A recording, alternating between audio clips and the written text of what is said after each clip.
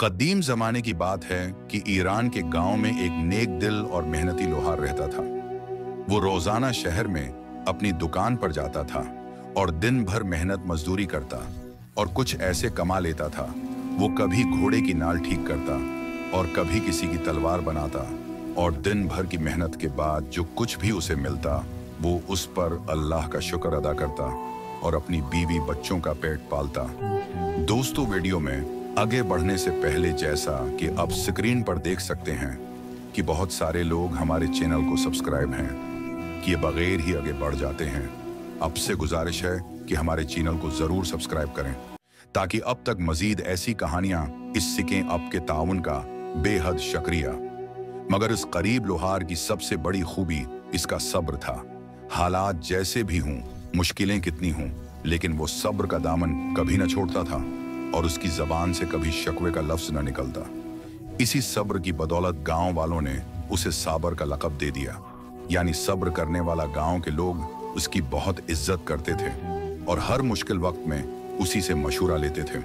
लेकिन एक दिन खमख्वार भेड़िया जंगल के करीब आ गया।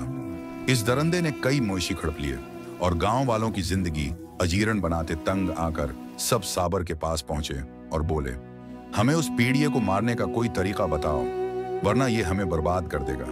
साबर ने उन्हें बाई सुकून से जवाब दिया, भाइयों सब्र करो, ये भेड़िया है, कोई बकरी नहीं है जो आसानी से काबू जाए।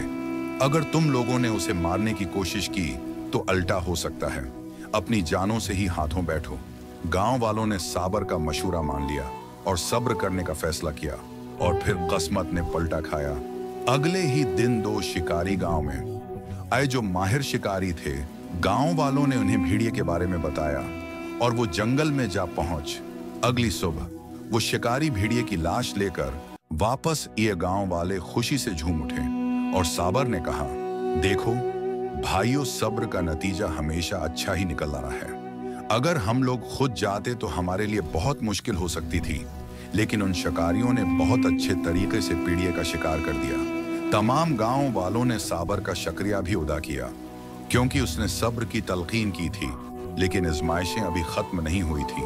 कुछ दिन बाद सुल्तान के चंद कारंदे गांव में चंदा जमा करने उन्होंने गांव वालों से बदतमीजी की, उनसे अजाफी चंदा वसूल किया, उनका सुकून बर्बाद कर दिया और इसी वजह से तंग कर गांव के कुछ बिगड़े हुए नौजवानों ने उन कारंदों को गुस्से में कत्ल कर दिया और उनकी लाशें दरिया में बहा दी। ये खबर जैसे ही सुल्तान तक पहुंची तो वो गुस्से से पागल हो गया। उसने अपने सिपाही भेजकर गांव पर हमला करवाने का हुक्म कर दिया। गांव के लोग परेशान होकर साबर के पास आए और बोले, अवामी बताओ हमें क्या करना चाहिए। साबर बोला, भाइयों सब्र करो, अभी फिलहाल सुल्तान के पास मत जाओ, वक्त खुद ही फैसला कर देगा। अभी सिर्फ सब्र से काम लो। लेकिन सुल्तान ने अपने सिपाहियों को गांव पर हमला करने के लिए भेज दिया था और वो जैसे ही गांव पहुंचे तो उन्होंने गांव को जलाकर रख कर दिया।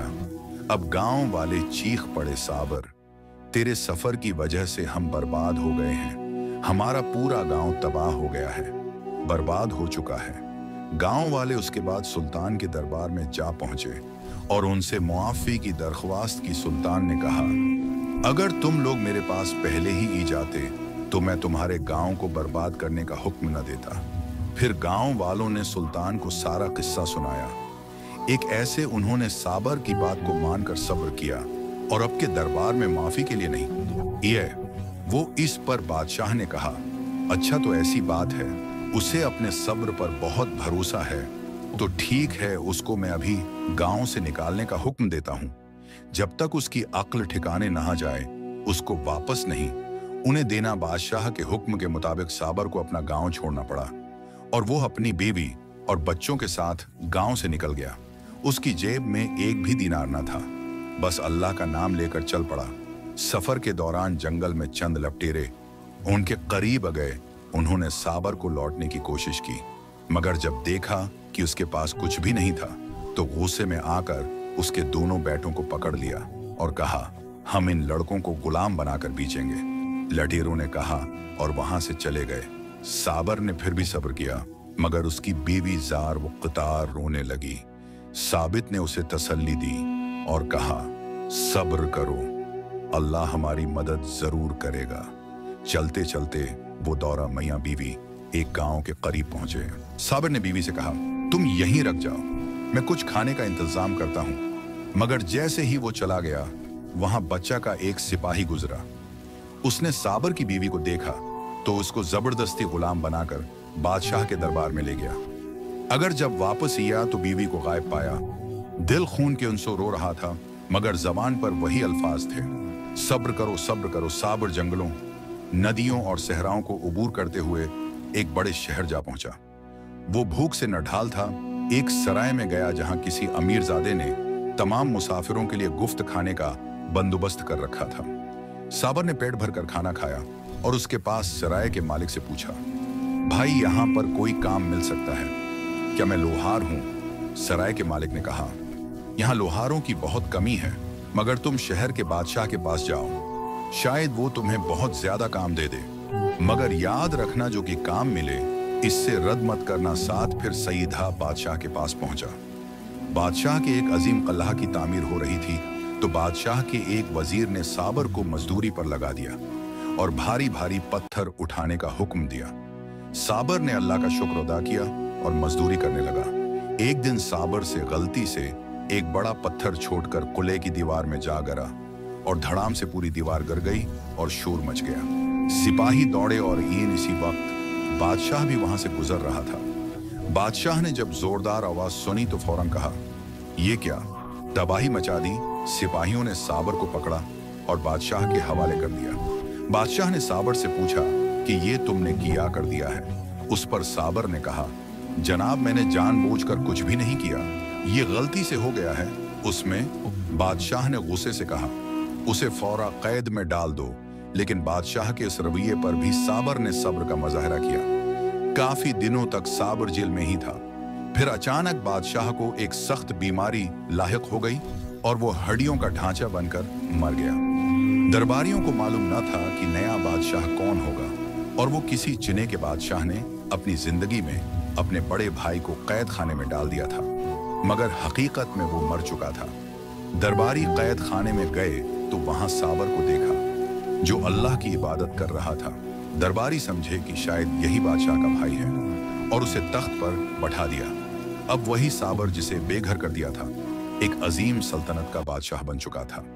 साबिर ने बादशाह बनने के बाद इंसाफ का दौर शुरू कर दिया और लोगों के मसाइल की हल की कोशिश करता और बहुत अच्छे से अपनी आवाम की खिदमत करता। ऊंचे दिनों में साबिर की बादशाहत बहुत मशहूर हो गई। इसी की बेबी बादशाह के इंसाफ की तारीखें सुनकर दरबार में फरियाद लेकर ये साबिर ने उससे फौरा पहचान लिया, मगर उसे इशारा किया कि खामोश रहो।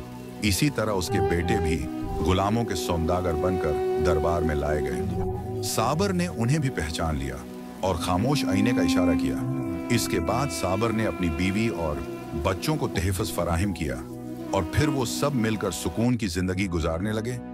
साबिर के सब्र ने उसे गुर्बत से बादशाहत तक पहुंचा दिया। दोस्तों, ये कहानी से हमें यह सबक मिलता है कि हालात जैसे भी हों, हमें हर हाल में अल्लाह का शुक्र अदा करना चाहिए और सब्र करना चाहिए। कहते हैं ना, सब्र करने वालों का दोस्त अल्लाह होता है। तो इसी तरह अल्लाह ने साबिर की मदद की और उसे एक गरीब गार से बादशाह बना दिया। साबिर और इसकी बीवी बच्चों ने अल्लाह का शुक्र अदा किया कि वो दोबारा से उठे हो गए हैं। सब ने अपनी जिंदगी सी खुशी गुजारी।